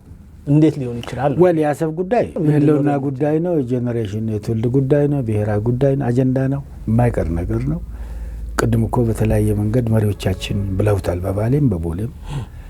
ስለዚህ ከአሰብ ጉዳይ ጋር ይሄን ነገር ማያያዝ አያስፈልግም። የአሰብንም ጉዳይ ቢሆን አሁን ኢትዮጵያ እያለች ያለችው ሰላማዊ በሆነ መንገድ በድርድር እንጨርሰው ነው። በሰጥቶ መቀበል መሪን እንጨርሰው ነው እንጂ በጦርነት በወረራ በጉልበት የሚል ነገር የለም። ያልከው ቲዎሬቲካሊ ትክክል ነው። ሰላም ኒድስ ቱ ዌይስ ያንተ ጉዳይ ብቻ አይደለም፣ የሁለት ወገን ጉዳይ ነው። ሰላም የማይፈልግ ኃይል መኖር የለበትም ብለን ተስፋ እናደርጋለን። ሌላውም ኃይል ሌላውም ወገን ልቦና እንዲገዛ እስካሁን ከሰላም ማንም ሊጠቀም እንደሚችልና ከጦርነት ማንም እንደማይጠቀም እንዲረዳ ማድረግ ነው። ሀገራችን ውስጥ በተለይ በትግራይ ክልል አካባቢ የኤርትራ ጦር ገብቷል። ኦብቪየስሊ እኛ ይህንን ሰላም ብንፈልግም እነሱ ግን ሰላምን ገፍተው እየመጡ ያሉበት ሁኔታ አለና ከዚህ አንጻር እርስዎ ዲፕሎማትም እንደመሆኑ መጠን የሚሉት ነገርና እንደው የሚመክሩት ነገር ካለ እድል ስጦት ብዬ። ሰላም መሰረት ነው የሁሉ ነገር። ሰላም ለኢትዮጵያ ሕዝብ፣ ሰላም ለኤርትራ ሕዝብ፣ ሰላም ለዓለም ፒላር ነው። ለልማት ለእድገት ለሁሉ ነገር ሰላም ወሳኝ ነው። ስለዚህ ለሰላም ሁሉ ሰው ቢተጋ ይሻለዋል። ሁሉም ልቦናውን ለሰላም ከፍቶ ቢንቀሳቀስ ቢሰራ ይሻለዋል የሚል መልእክት ነው ያለኝ። በርካታ ሀገራት ውስጥ እንግዲህ አምባሳደር ሆነው ሰርተዋል። መጀመሪያ አምባሳደር ሆነው ሀገርን ወክለው ሌላ ሀገር ውስጥ መስራት ምን አይነት ስሜት አለው? እንደው የማይረሱት ገጠመኝ እስካለ? ወል እንደ አምባሳደር ወይም እንደ ዲፕሎማት ሌላ ሀገር ሆነ ስትሰራ የሀገርን ነገር እንቅልፍ ነው የሚነሳ። ምክንያቱም የሀገር ተወካይ ነህ። እንደ ግለሰብ አይደለም እዛ ያለው፣ እንደ ሀገር ተወካይ ስላለ ሀገርን የሚመለከት ነገር ሁሉ አንተ ጋር ነው የሚመጣው። የሀገር መጥፎ ገጽታ ያንተ ፕሬዠር ነው የሚሆነው። የሀገርም ጥሩ ነገር በዛው ልክ። ከጥሩ ነገር ብነሳ እኔ ደቡብ አፍሪካ ዚምባብዌ ያለው እዚህ አንጎላ፣ ሞዛምቢክ የአፍሪካ ሀገሮች አካባቢ እንቀሳቀሳለሁ። በጣም ፖዚቲቭሊ የማስታውሰው የኢትዮጵያ አምባሳደር ብዬ በሚታወቅበት ሰዓት ብዙዎቹ የአፍሪካ አካባቢ ዲፕሎማቶችና ህዝቦች ኢትዮጵያ ለአፍሪካ ነጻነት ያበረከተችውን አስተዋጽኦ ያውቃሉ። በተለይ ዚምባብዌ ያለው ሁለቱም የዚምባብዌ ነጻነት ታዋጊዎች ኤንሲ ማነው ዛኑና ዛፑ ይባላሉ። እዚህ ነው የሰለጠኑት ኢትዮጵያ ውስጥ። ስለዚህ ትልቅ ውለታ አላቸው እና የሀገራችን ለነጻነታችን ያደረጋችሁት ውለታ አንድረሳም ነው የሚሉት። ኢትዮጵያን በተመለከተ the same thing አንጎላ፣ ሞዛምቢክ፣ ዛምቢያ ትልቅ ስም አለ። ፖዚቲቭሊ እሱን ነው የማስታውሰው። ኢትዮጵያ ሲባል ነጻነታችን ሀገራችን፣ ምክንያቱም እዚህ ሰልጥነው ነው የሄዱት ብዙዎቹ። ባድወይ የደቡብ አፍሪካ ነጻነት እንቅስቃሴዎች ከሞዛምቢክም እነ ፍሬሊሞ አንጎላም በሙሉ በዚህ በአዲስ አበባ የማያመላልሱ የሉ። ሌላ አካባቢ ከመሄድ ይልቅ አዲስ አበባ ነው የሚመጡት። ከአዲስ አበባ ነው ሌሎቹ እዚህ ይሰለጥናሉ። እነ ኤንሲ ደቡብ አፍሪካ ለምሳሌ እና ማንዴላ ጭምር እዚህ ነው የሰለጠኑት። እዛ ያገኙት ፖዚቲቭ ነገር እሱ ነው። አሁን ኔጋቲቭ ሳይድ ሰሜን አሜሪካ ካናዳ ያለው ደግሞ እንደ አጋጣሚ ረሃብ ኢትዮጵያ ውስጥ 1977 ነበር። በጣም ከባድ ረሃብ የነበረበት ዊ አር ዘ ወርልድ ብሎ ታዋቂ አርቲስቶች ጭምር እነ ማይክል ጃክሰን የዘፈኑበት ኢትዮጵያ ሲባል ዲክሽነሪ ላይ ረሃብ ተብሎ የተቀመጠበት ስለነበረ ኢትዮጵያ በምትልበት ሰዓት how is the food are you well fed ይላሉ እና ትንሽ ስሜት ይነካል። ያንን ደግሞ የ77ቱን አጀንዳ እንትን ፒክቸሮች ይሄ ሰሜን በተለይ ትግራይ ወሎ የነበረውን ሚዲያ ላይ ያቀርቡታል። በየመዝናኛ ቦታዎቹ በየምግብ ቤቶቹ ደግሞ ሄልፕ ኢትዮጵያን ቺልድረን ሄልፕ ኢትዮጵያን ፑር የሚል ተጽፎ ምናምን ታገኛለህ እና እሱ ትንሽ ያሸማቅቅ ነበር። የረሃቡ ስሜት ያልተረሳበት እና ጊዜ ስለነበረ እሱን አስታውሳለሁ። ሰሜን አሜሪካ ስትሆን ድንቁርናም ብዙ ነው ስለ ኢትዮጵያ ብቻ ሳይሆን ስለ አፍሪካም። ለምሳሌ አንድ ሰው ፕሮፌሰር ነው አግኝቼው አንድ ሴሚናር ላይ ኢትዮጵያን አውቃለሁ ኢትዮጵያዊ ነኝ ስለው ኢትዮጵያን አውቃለሁ አለኝ። በየሳምንቱ እሄዳለሁ። የት ነው ስለው እዚህ ራስ ተፈሪያን የሚባሉ እዛ አካባቢ ካሪቢያን የሚንቀሳቀሱ እንትኖች አሉ። እነሱን ኢትዮጵያ አድርጎ ወሰደው። ኢግኖረንስም አለ። አፍሪካን እንደ አንድ የማየት አለ። የአፍሪካ ዜጎች ደግሞ ዛፍ ላይ እንደሚያድሩ how is a building here እና አልጋ ውስጥ መተኛ ለምዳል ምናምን ሊሉ ይችላሉ። ያ አይነት ኤክስፒሪየንስ አለ። ሾኪንግ ኤክስፒሪየንስ፣ ፖዚቲቭ ኤክስፒሪየንስም አለ። ከዚህ ኤክስፒሪየንስ አንጻር አሁን በቅርቡ አይሾ ስፒድ የሚባል ሰው መጥቶ ነበርና ትዝ ስላገናኙት ነው የኢትዮጵያን ገጽታ ለዓለም ሲያስተዋውቅ በጣም ያለቀሱ አሜሪካ ውስጥ የሚኖሩ አፍሪካውያኖች ነበሩና ለውጠናል ማለት እንችላለን ያንን ሳቢ ዴፊኒትሊ በዛው ልክ እኮ ያንን ቢሆን ስለ ኢትዮጵያ ፖዚቲቭ ለምሳሌ ፓን አፍሪካን ሙቭመንት እነዚህ ካሪቢያን ያሉት ጥቁሮች ራስተፋሪያን የሚባሉት የኢትዮጵያን የአድዋን እንትን ወስደው ነው ለነጻነት እነሳሱት። ኢትዮጵያ ሲባል እንደ እናት ሀገራችን የሚያዩበት ሁኔታ አለ። አንድ ጊዜ አፄ ኃይለ ሥላሴ ወደ ላቲን አሜሪካ ሄዱ ጊዜ ጃማይካንስ በሙሉ ወደ ሄቨን እንሄዳለን ወደ ሀገራችን ወደ ቤታችን አሉበት ሁኔታ አለ። ሄቨን ማለት ኢትዮጵያ ነው። በዛ ፖዚቲቭ ነገርም አለ። ስለዚህ የዚህ አሁን ያልከው ሰውዬ እሱን ነው እና በዛ ስሜት ትዝታም ያሉ እንዳሉ ለማድረግ ነው።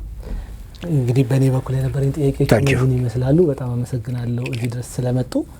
በሕዝብ ተወካዮች ምክር ቤት የውጭ ግንኙነትና የሰላም ቋሚ ኮሚቴ አባል እንዲሁም የኢትዮጵያ የአውሮፓ ህብረት እና የምዕራብ አውሮፓ ሀገሮች የፓርላማ ወዳጅነት ቡድን ሰብሳቢ ከሆኑት አምባሳደር ዲና ሙፍቲ ጋር የነበረን ቆይታ ይህንን ይመስላል። በሚቀጥለው ሳምንት ከሌላ እንግዳ ጋር እስከምንገናኝ መልካም ጊዜ ይሁንላችሁ። መልካም ሰዓት